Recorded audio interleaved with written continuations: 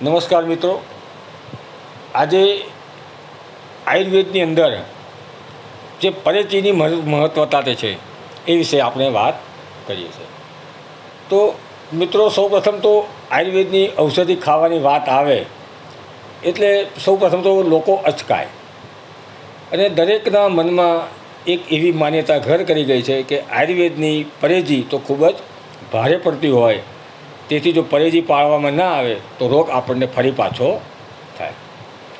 આજના જમાનામાં પરેજી પાળવી ખૂબ જ મુશ્કેલ છે, આવો દરેક વ્યક્તિનો સામાન્ય અભિપ્રાય આપણને દરેક જગ્યાએ જોવા મળે છે. એવી જ રીતે બીજી એવી માન્યતા છે કે આધુનિક દવાઓની જે વાત કરીએ કે ઔષધિની જો વાત કરીએ એમાં તો કોઈ પરેજી પાળવાની ઝંઝટ નહીં અને માત્ર દવા જ ખાવાની, પછી બધું ખવાય અને પીવાય. અને જ્યારે દર્દી કોઈ વૈદ્ય પાસે જાય અને દવાની જ્યારે વાત આવે એટલે તરત જ દર્દી વૈદ્યને સૂચવે કે ભાઈ પરેજી મને આપો, તો એવી પરેજી આપજો કે જે મને ફાવી શકે અને મને બહુ ભારે પરેજી આપશો નહીં. આવું કોઈ પણ દર્દી વૈદ્યને દવા સૂચવે એ પહેલાં જ જણાવતો હોય છે કે ભાઈ મને પરેજી નહીં ફાવે, કારણ કે પરેજી પાળવા માગતો હોતો નથી. તો આયુર્વેદની ભાષામાં આપણે જો પરેજીને સમજીએ તો એવું કહેવાય કે પથ્યાપથ્ય, એટલે કે જે દર્દીને માફક આવે એને પથ્ય ખોરાક કહેવાય અને જે દર્દીને માફક ના આવે એને અપથ્ય ખોરાક કહેવામાં આવે. જે પથ્ય હોય એટલે કે માફક આવે એ ખોરાક લઈ શકાય અને અપથ્ય હોય એટલે કે જે ખોરાક માફક ના આવે એને છોડી દેવાનું, એનું નામ ટૂંકી ભાષામાં કહેવાય આયુર્વેદની પરેજી. તો ડૉક્ટર કે વૈદ્ય પાસે જ્યારે જઈએ ત્યારે આપણને જે વસ્તુ એમ કહેવામાં, દાખલા તરીકે આપણને કોઈ પણ પ્રકારનો સ્કિન ડિસીઝ થયું છે અને વૈદ્ય આપણને એમ જણાવે કે તમારે ખટાશ નહીં ખાવી, આથાવાળી વસ્તુ નહીં ખાવી, અથાણા નહીં ખાવા, એનો અર્થ કે એનાથી આપણને ફંગસ કે એલર્જી કે ખંજવાળ વધવાની સમસ્યા વધારે છે. તો એ વસ્તુ આપણને ચર્મ રોગની અંદર માફક આવે તેવી નથી, માટે એ વસ્તુ આપણે થોડો સમય માટે ખાવાની નથી. એને કહેવામાં આવે અપથ્ય, એને કહેવામાં આવે આયુર્વેદની ભાષામાં પરેજી. આ મિત્રો સરળ ભાષામાં સમજી જવાનું તો આપણે પરેજીની મહત્વતા વિશે આપણે સમજી શકીશું. આયુર્વેદની પરેજીની આ એક સામાન્ય સમજ આપણને બતાવી. તો આયુર્વેદની પરેજીની જો વાત કરીએ તો એમાં બે પ્રકારની પરેજી હોય છે. એક ઔષધોની પરેજી કહેવામાં આવે અને બીજી રોગની પરેજી કહેવામાં આવે. આયુર્વેદમાં ઔષધોની જો વાત કરીએ એમાં કેટલાક એવા વિષ દ્રવ્યો આવે છે. દાખલા તરીકે એવું કહેવામાં આવે કે સોમલ, વચનાગ, ઝેરકોચલા, ધતુરો, ભીલામો વગેરે વગેરે. આ પદાર્થોની જો વાત કરીએ તો એટલા ઉગ્ર અને તીવ્ર હોય છે, તેથી જો એનું સેવન આપણને કોઈ વૈદ્યરાજ કરાવે છે કે આપણી કોઈ દવાની અંદર એનો ઉમેરો કરવામાં આવે છે અને જો પરેજી પાળવામાં ના આવે તો એ દવા આપણને નુકસાન કરી શકે. અને જ્યારે વૈદ્ય આવી દવા આપણને આપતા હોય ત્યારે અમુક વસ્તુ નહીં ખાવાની આપણને સૂચન આપતા હોય છે અને એનું નામ પરેજી. આવું નુકસાનની જો વાત કરીએ તો ઘણીવાર સામાન્ય હોય અને ઘણીવાર જો પરેજી રાખવામાં ના આવે તો એ ગંભીર સ્વરૂપ પણ આપણનું પકડી શકે. આવી જ રીતે આયુર્વેદના ઔષધિ જો વાત કરીએ તેમાં ઘણી બધી ધાતુઓ આવે છે અને એ ધાતુઓની ભસ્મો બનાવીને પણ આયુર્વેદની ઔષધિની અંદર વાપરવામાં આવે છે. અને એવા ધાતુઓની જો વાત કરીએ તો એમ કહેવાય કે તાંબુ છે, પારો છે, અભરક છે, સીસું છે, કલઈ છે, સોનું છે, ચાંદી છે વગેરે વગેરે. આ ભસ્મોની પરેજી પાળવાની હોય છે અને તો જ એ આપણા શરીરની અંદર લાભ કરે અને નુકસાન ના કરે. અને જો પરેજી પાળવામાં ના આવે તો આવા ખૂબ જ તાકાતવાળા ભસ્મોની ઔષધો લેવા છતાં આપણને કોઈ પ્રકારનો ફાયદો થતો નથી. ઔષધોની પરેજી પાળવાથી તેના બે લાભ થાય. તે ઔષધ રોગને દૂર કરવામાં સારી રીતે કામ કરી શકે, એટલે કે ઔષધ વધુ એ ગુણકારી બની શકે અને ઔષધનું સેવનથી આપણને કોઈ નુકસાન થતું નથી, તેનાથી કોઈ આડઅસર થતી નથી અને એ ઔષધ આપણે શરીરમાં ફૂટી નીકળતું નથી. દર્દીને જો સોમલ કે ભીલામો આપ્યો હોય તો ખોરાકમાં બધા જ ગરમ પદાર્થો કહેવાય જેવા કે મરચું છે, ડુંગળી છે, લસણ છે, રીંગણ છે, બાજરી છે, એ વગેરે બંધ કરી દેવા જોઈએ. દારૂનું સેવન કરતા હોય તો ના કરવું જોઈએ. વધુ પડતા તડકામાં ના ફરવું જોઈએ. ગરમીથી બને તેટલા દૂર રહેવું જોઈએ. સખત તાપથી બચવું જોઈએ. આ બધું એના માટે અપથ્ય માનવામાં આવે છે. પરંતુ દૂધ છે, ઘી છે, એવા પદાર્થો એના માટે પથ્ય છે.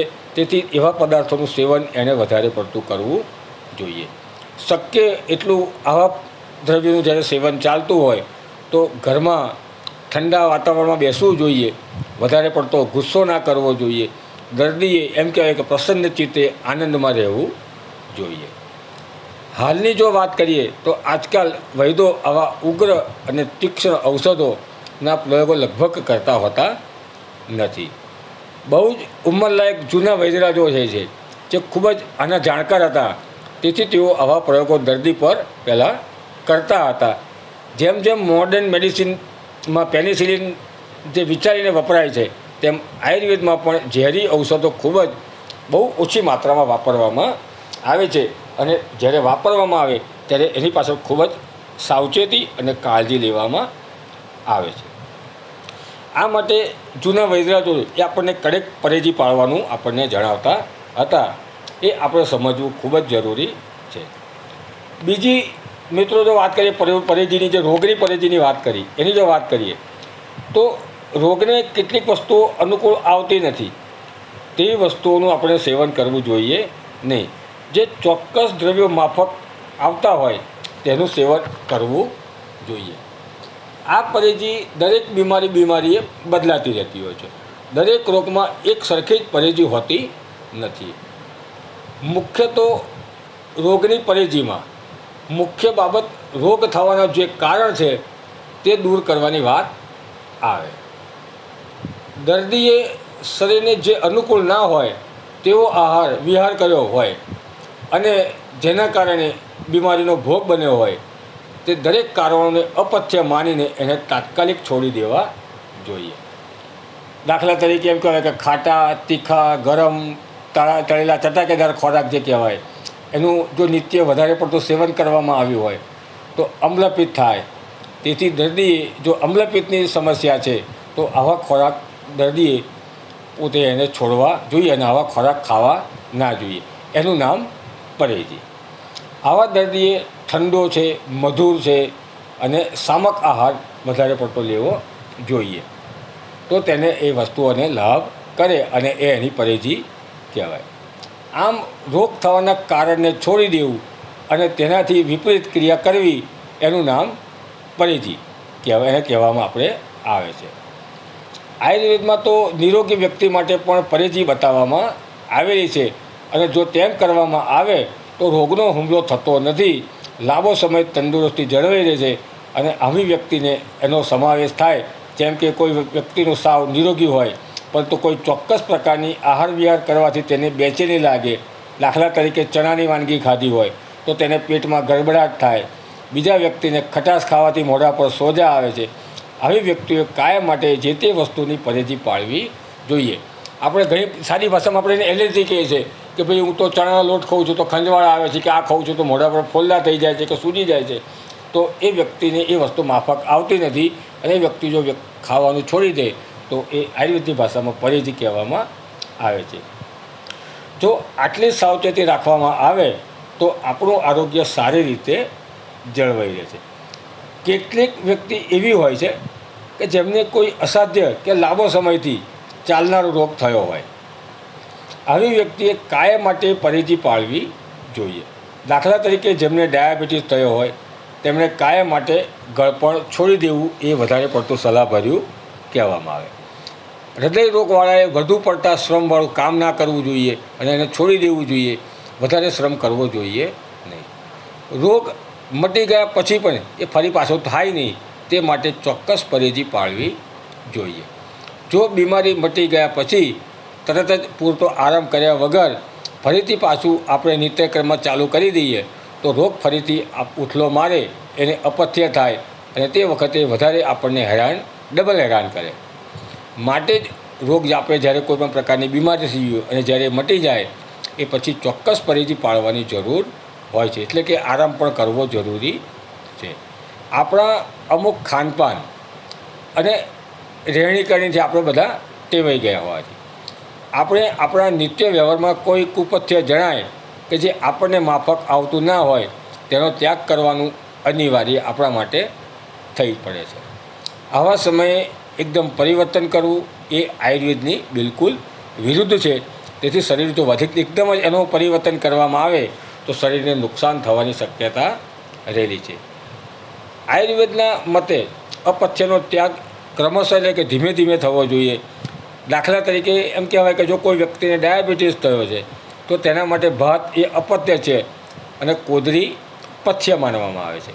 તેના માટે બેઠાડું જીવન કરતાં પરિશ્રમ જીવનવાળું કે કહેવામાં આવે એ વધુ સારું છે. પરંતુ તે વ્યક્તિને વર્ષોથી ભાત ખાવાની ટેવ છે અને બેઠાડું જીવન છે તેમને અનુકૂળ છે. આવા સમયે તે વ્યક્તિ જેવી ડાયાબિટીસ થયો છે તેવી ખબર પડે તરત જ ભાત ખાવાનું બંધ કરે અને કોદરી ખાવાની ચાલુ કરે. આવા સમયે તેને કોદરી ભાવશે નહીં અને શરીરને માફક પણ આવશે નહીં. તેવી જ રીતે જો એમ કહેવામાં આવે કે કોઈ એકદમ પરિશ્રમ જે કહેવાય મહેનતનું કામ શરૂ કરી દે અને શરીરની ટેવ એક કુફત્ય પર ચડી જાય અને એ પણ એને નુકસાન કરે. તેના બદલે શરૂઆતમાં થોડી જ મહેનત કરવી, ધીમે ધીમે ભાત ઘટાડતા જવું, ધીમે ધીમે કોદરીને વધારતા જવું. પહેલા મહિને અઠવાડિયામાં 1 દિવસ, બીજા મહિને અઠવાડિયામાં 2 દિવસ, એમ કરતાં કરતાં પૂરેપૂરા 7 દિવસ ભાત બંધ કરવા અને કોદરી ખાવાની ચાલુ કરવી એ ડાયાબિટીસ પેશન્ટ માટે સલાહભર્યું છે. શરીર આપણું જે કહેવાય એ ધીમે ધીમે આમ કરવાથી ટેવાઈ જાય અને આપણને કોઈપણ પ્રકારની આડઅસર થાય નહીં. અને મિત્રો, આને કહેવામાં આવે આયુર્વેદની ભાષામાં પરેજી અને એનું મહત્ત્વ. તો જ્યારે મિત્રો પરેજીની વાત આવે એટલે ગભરાવું નહીં. તો મિત્રો, આયુર્વેદનું કામ એ છે કે આપણા શરીરમાં આવેલી કોઈપણ પ્રકારની ગંભીર બીમારી પણ હોય તો એને જડમૂળથી દૂર કરવી એ આયુર્વેદનું કામ છે. અને આયુર્વેદની અંદર એટલા બધા ઘણા ઔષધો છે. કષ્ટ ઔષધો પણ આવે છે, રસ ઔષધિ પણ આવે છે, ભસ્મો પણ આવે છે, પિષ્ટી પણ આવે છે. એવા અસંખ્ય પ્રકારની દવાઓ જાત જાતની ભાત ભાતની ખૂબ જ તાકાતવાળી પણ મોટી મોટી ફાર્મસીઓ બનાવતી હોય છે. તો જ્યારે આપણને કોઈ આવી સમસ્યાથી પીડાઈએ છીએ તો આપણને અનુકૂળ આવે એ પ્રમાણે વૈદ આપણને અલગ અલગ પ્રકારની દવાઓ સૂચવે એનું સેવન કરવું અને જે પરેજી આપણને માફક નથી આવે એવી એ પાળવાની જે સૂચન આપવામાં આવે એને જો કરવામાં આવે તો એને પરેજી કહેવામાં આવે છે. અને જો આવી પરેજી થોડા સમય માટે પણ રાખવામાં આવે તો આપણે બિલકુલ નિરોગી જીવન જીવી શકીએ છીએ. મિત્રો, માહિતી પસંદ આવી હશે. પસંદ આવે તો લાઈક અને શેર જરૂર કરશો. આવી જ નવી નવી જાણકારી માટે સતત અમારા વિડીયો જોતા રહેશો. અને આપણે પણ કોઈ બીમારી અંગે જાણકારી મેળવવી છે તો અમને અમારા વોટ્સએપ નંબર કમલેશ મહેતા 9228235599 પર આપ અમને જણાવી શકો છો.